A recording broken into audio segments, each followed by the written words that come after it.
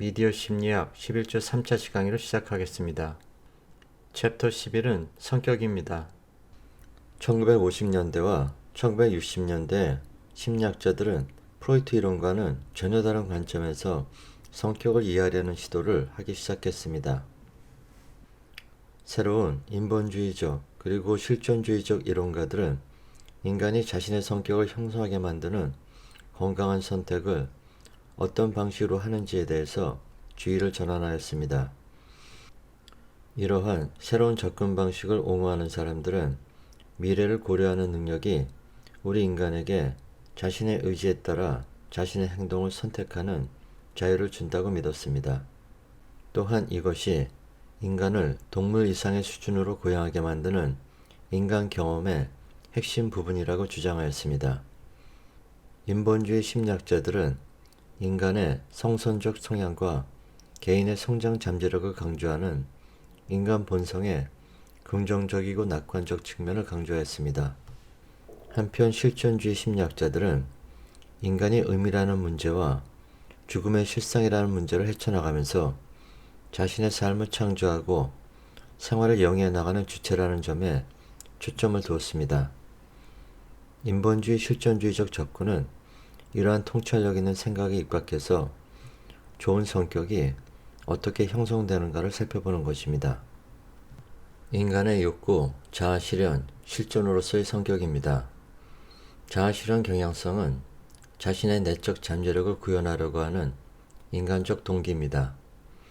매슬로우의 욕구위계는 매슬로우의 하이로키 오브 니즈라고 하는데 자아실현의 욕구를 상위 수준의 욕구라고 보았습니다. 한편 칙센트미하이는 행복에 대한 연구를 통해서 자신의 능력에 꼭 맞는 과제를 할 때 충일감, 플로우의 상태에 이르게 된다는 것을 발견했습니다. 실존주의적 접근은 existential approach라고 하는데 성격이 자신의 삶과 죽음이 관건이 되는 인생의 현실 속에서 각 내인이 내리는 선택과 결정에 의해서 좌우되는 것이라고 봅니다. 인생에서 참된 의미 또한 죽음을 인지하는 것을 발견하고 자신의 자유선택에 따르는 책임을 수용해야 할 때 실존적 불안, 앵시티에 직면하게 됩니다. 방어기제를 사용하는 대신에 문제를 맞닥뜨려서 해결해야 합니다. 플로우는 충일감을 경험하는 것입니다. 당신의 능력에 비춰볼 때 도전적이기는 하지만 지나치게 도전적이진 않은 그런 일을 할 때 느끼는 행복한 감정입니다. 칙센미하이는 이것을 권태감과 불안감 사이에 있는 충일감 경험이라고 하였습니다. 칙센트미하이는 행복에 대한 연구를 통해서 플로우라는 책을 썼습니다. 이 책의 내용을 요약한 동영상을 보도록 하겠습니다. Mihai Csikszentmihalyi, and that's by the way how you say his name, dedicates a big part of the book to this idea that a person can make himself happy or miserable regardless of what is actually happening outside just by changing the contents of consciousness. And he goes on to quote Epictetus and Marcus Aurelius and Viktor Frankl, so this idea isn't something new. It's been around for millennia now, but recently we've been able to gather more data on it. And I've talked about this idea ad nauseum by now, so I won't go into detail with it. I've talked about it in my videos about meditations and man's search for meaning and many other videos, but to touch on it briefly, people have this idea that if you just had a bigger house, you'd be happy. If you just had a nicer car, you'd be happy. If you just had a lot of money, you'd be happy. But that's just not how happiness works. Here's a graph adjusted for inflation that shows a period of about half a century where personal income tripled, but it didn't really affect how happy people were. After some basic point where your basic needs have been met, buying an even bigger house isn't the way to happiness. It's about changing the contents of your consciousness. So how can we change the contents of our consciousness? One of the best ways to do this is to put ourselves in a state of optimal experience called flow. Csikszentmihalyi describes flow as the state in which people are so involved in an activity that nothing else seems to matter. He goes on to say that concentration is so intense that there is no attention left over to think about anything irrelevant or to worry about problems. Self-consciousness disappears and the sense of time becomes distorted. And you've probably experienced this before, and it's absolutely one of the best feelings in the world. If you're working on your business, you might be so focused on what you're doing that 12 hours might pass and you have no idea. All of a sudden you look up and you realize you haven't had any food, you haven't thought about anything else. The only thing that you could focus on was your business. And the same thing applies to so many other activities, whether you're a rock climber focused on climbing your new record or a master pianist composing your new masterpiece. It's an amazing feeling. You're so immersed into what you love doing, into what you're really good at, that your brain simply can't focus on other things. You're not worrying about stupid things. You're not regretting what you did yesterday or stressing about what you'll do tomorrow. It's absolutely one of the best feelings in the world.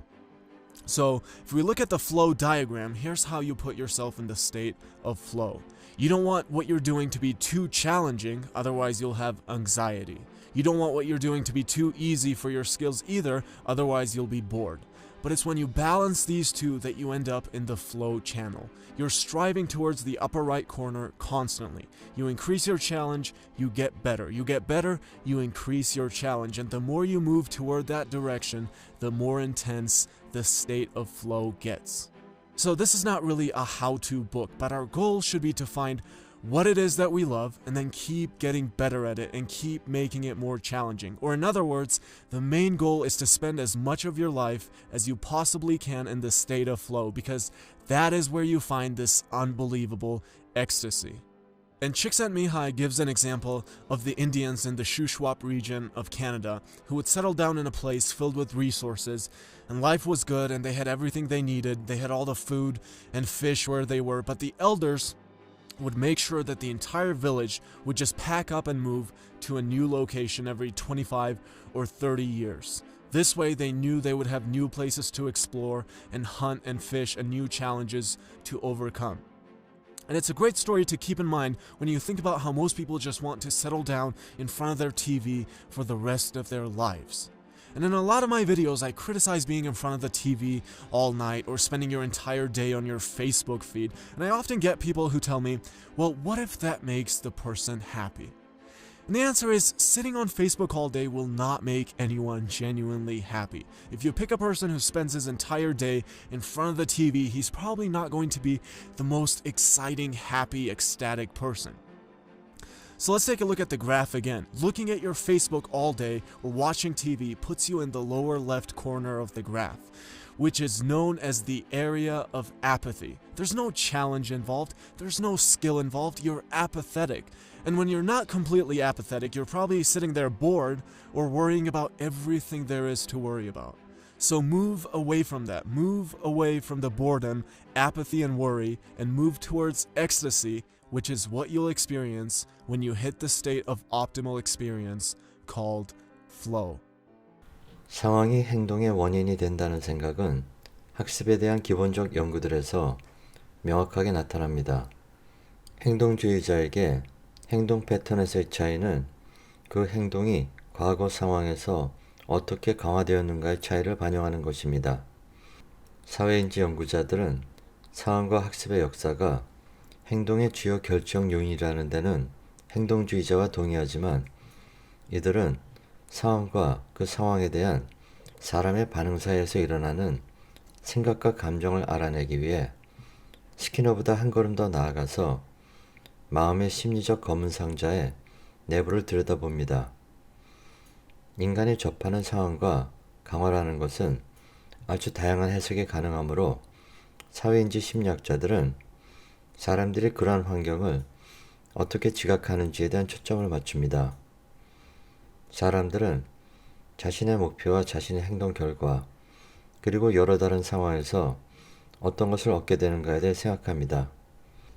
사회인지적 접근, Social Cognitive Approach는 성격을 사람이 일상생활에서 만나는 상황에 대해 어떻게 생각하고 그들에 대해 어떻게 반응하는지의 관점에서 들여다봅니다.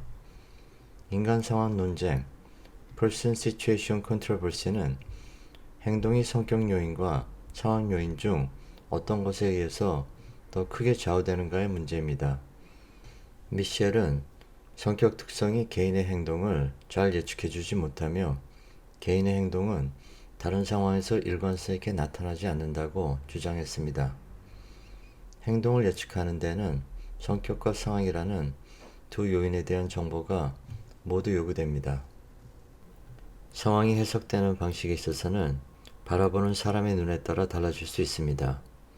한 예를 들어서 광대에 대한 각 개인의 서로 다른 구성 개념에 대해서 생각해 보겠습니다. 어떤 사람은 광대를 재미의 원천으로 보는가 하면 다른 사람은 그를 불쌍한 사람으로 볼 것이며 또 어떤 사람은 그를 너무 무서운 사람으로 봐서 서커스는 가지 말아야 할 곳으로 생각할 수도 있습니다. 여기서 개인적 구성 개념을 일상생활 속에서 적용해 설명하는 동영상을 보도록 하겠습니다. Hi everybody! Today we'll learn applications of personal construct theory. In this episode, we'll look into Kelly's views on abnormal development, psychotherapy, and the REP test. Let's start with abnormal development. In Kelly's view, unhealthy people stubbornly cling to outdated personal constructs, fearing validation of any new constructs that would upset their present comfortable view of the world. Both the person's construction system and psychological disorders exist in the present. Because construction systems are personal, Kelly objected to traditional classifications of abnormalities. Personal constructs of psychologically unhealthy people may be too impermeable. Take, for example, this man who can't admit that he has a drinking problem even when his marriage is falling apart. Or too flexible, like this man who is too easily shaken by the impact of his food not organized properly. Although Kelly didn't use traditional labels in describing psychopathology, he did identify 4 common elements in most human disturbance: threat, fear, anxiety, and guilt. People experience threat when they perceive that the stability of their basic constructs is likely to be shaken. For example, during psychotherapy, if they see a therapist as an instigator of change, they will view that therapist as a threat. For Kelly, fear involves a more specific and incidental change in threat in a person's core structures. Kelly defined anxiety as a recognition that the events with which one is confronted lie outside the range and convenience of one's construct system. In other words, people are more likely to feel anxious when they are experiencing a new event. Kelly defined guilt as a sense of having lost one's core role structure, meaning people feel guilty when they behave in ways that are inconsistent with their sense of who they are. However, people who never developed a core role do not feel guilty. Let's now move on to psychotherapy. In Kelly's view, people should be free to choose those courses of action most consistent with their prediction of events. In therapy, this approach means that clients select the goal, not the therapist. As a technique for altering the client's constructs, Kelly used a procedure called fixed role therapy. The purpose of fixed role therapy is to help clients change their outlook on life. Together with the therapist, clients work out a role, one that includes attitudes and behaviors not currently part of their core role, and enact that role for several weeks. In writing the fixed role sketch, the client and the therapist are careful to include the construction systems of other people, like how will a client's spouse or parents or boss or friends construe and react to this new role. Clients must begin to interpret their lives from a different perspective and see themselves in a different role in order to change. Although the role should not be taken too seriously, it's only an act. Now we move on to the REP test. The purpose of the Role Construct Repertory Test is to discover ways in which people construe significant people in their lives. The first step is that a person is given a list of role titles and asked to designate people who fit them. Then the person is given 3 names from the list and asked to judge which 2 people are alike and yet different from the third. The examiner then records the constructs and asks the person to sort 3 more cards. After all these are completed, the examiner transfers the information to a repertory grid such as this. 개인적 구성 개념, Personal Construct는 사람들이 자신의 경험의 의미를 찾는데 사용하는 차원입니다. 켈리는 개인적 구성 개념 차이가 성격 차이의 핵심 요인이고 이는 행동에서의 차이로 연결된다고 주장했습니다. 상황에 대한 개인의 독특한 시각은 그의 개인적 목표를 행동으로 구현합니다. 성과 기대, Outcome Expectancy는 자신이 장차할 행동에 따라 나오게 될 결과에 대한 예상입니다. 개인의 행동 목표와 결합해서 그 사람의 특징적인 행동 양식을 만들어냅니다. 통제 소재, Locus of Control은 보상에 대한 통제력이 자기 자신에게 있는지 아니면 외부 환경에 있는지에 대한 개인의 인식입니다. 여러분은 자신의 삶이 실에 달려있는 꼭두각시 같다고 느끼는 날이 있을 수 있습니다. 당신이 외적 통제형 사람이라면 대부분의 날을 그런 생각을 하고 지낼 것입니다. 로또의 통제 소재 척도입니다. 각 쌍의 문항을 보고 신념을 가장 잘 반영하고 있는 문항을 선택합니다. 만일 A번을 선택했다면 외적 통제 소재 성향에 가까운 것이고 B번을 선택했다면 내적 통제 소재 성향에 가까운 것입니다. 이런 문항들의 점수를 합산해서 통제 소재 척도를 판단합니다. 자기 개념, 셀프 컨셉트는 자기 자신의 행동, 특성 및 기타 성격 특징들에 대해서 자신이 명백하게 알고 있는 지식입니다. 우리의 인생에서 일어나는 일화들에 대한 이야기와 성격 특성이라는 두 가지의 방식으로 체계화됩니다. 자기 설화, 셀프 내러티브는 자기 자신에 관해 스스로가 말하는 이야기입니다. 자기 설화와 자기 개념이 항상 서로 일치하는 것은 아닙니다. 미드에 따르면 우리는 일반적 타자, generalized other가 보는 우리의 모습을 받아들이게 됩니다. 우리의 목표는 일관성을 추구하는 것이기 때문입니다. 자기 입증, self-verification은 자기 개념을 확인해주는 증거를 찾으려는 경향성입니다. 이 그림들은 칼로, 고호, 피카소 등 화가들의 자화상입니다. 이 자화상들은 각 미술가의 자기 개념의 어떤 모습을 그리고 있습니다. 성격에서의 한 가지 핵심 요소는 우리 삶에 대해 우리 자신이 말하는 이야기, 신화, 옛날 이야기들입니다. 비유를 들자면 당신은 성에 살고 있는 왕자나 공주일 수도 있고 숲속에 사는 거인일 수도 있습니다. 자기 개념을 생각할 때 뇌 속에 변화가 일어납니다. fMRI 단층 촬영을 해보면 사람들이 자신이 어떤 성격 특성을 갖고 있는지 여부를 판단할 때 다른 사람이 그런 특성을 갖고 있는지를 판단할 때에 비해서 내측 전전두엽 피질이 더 활성화되는 것으로 나타납니다. 자존감, 셀프-에스템은 자신을 좋아하고 가치 있게 여기고 수용하는 정도입니다. 자존감이 높은 사람이 더 행복하고 더 건강한 삶을 살고 스트레스를 더 잘 극복하고 어려운 난관을 더 잘 견디는 경향이 있습니다. 이상적인 자기와 실제 자기와의 비교 등 타인과의 비교는 자존감에 중요한 영향을 줍니다.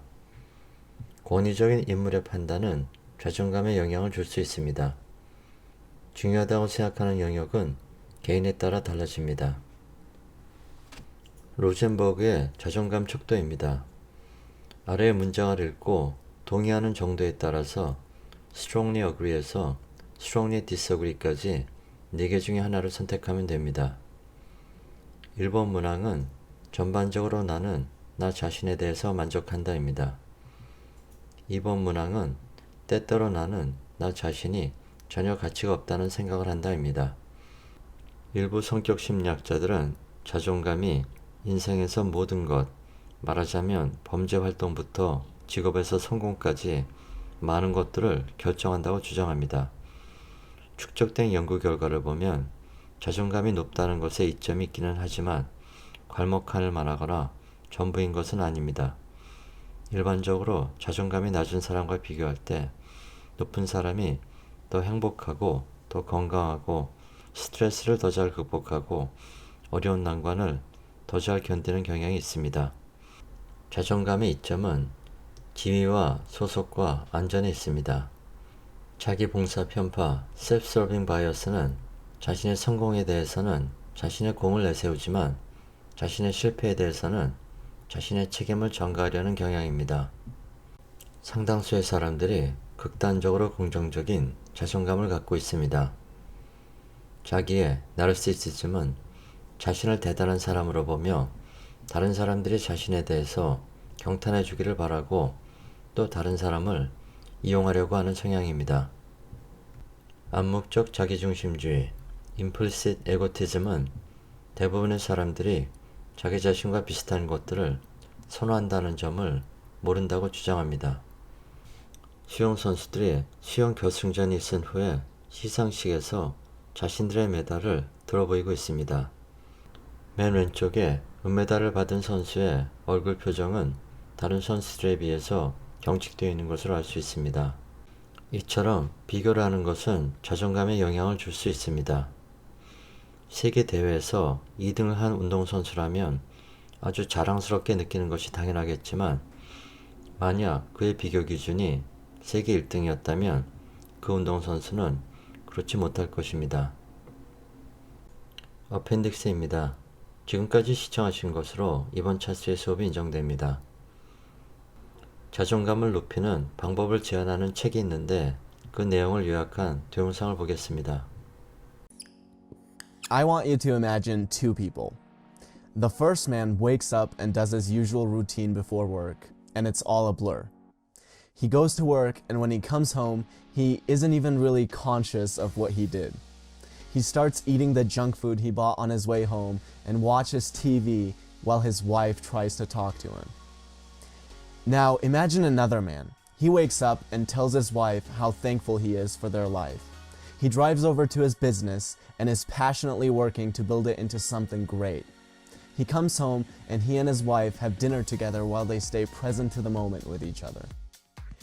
Out of these two people, which one do you think is going to have higher self-esteem?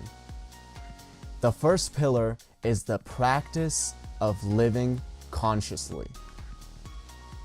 Lately, my hair has been thinning. What I haven't done is this. How come John's hair isn't thinning? How come John has better genetics? Oh, and did I mention that John is also 6'4"?